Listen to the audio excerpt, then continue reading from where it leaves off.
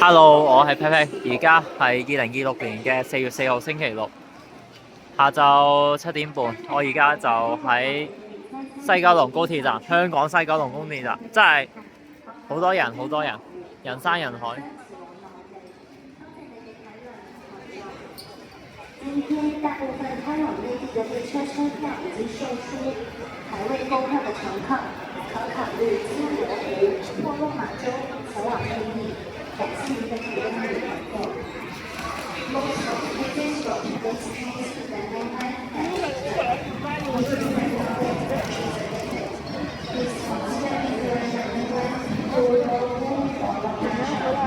頭先都講咗啦，今日香港西九龍站去內地嘅高鐵列車已經訂晒飛啦。哇！你睇下呢個需求量真係大，哇！真係好多人，好多人，太多人。但係呢個站我睇翻大陸嘅高鐵站名，我都係好細好細。以香港呢個大城市嚟講，呢個站嘅容納量真係細嘅。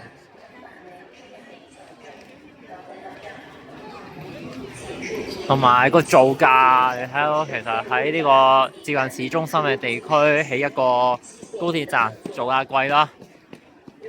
建造工程亦都係相當嘥時間同埋複雜。你睇下，真係呢個真係一個好精妙嘅設計，喺一度刮，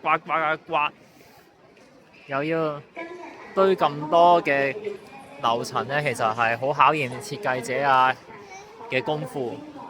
所以係咯，所以我覺得呢座建築真係有佢嘅精妙之處，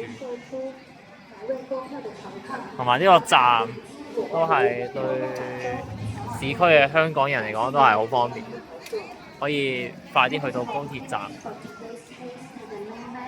真係太多人啦！我想行出去地鐵站都要等一陣。好啊，今日嘅情況就講到咁多先啦，拜拜。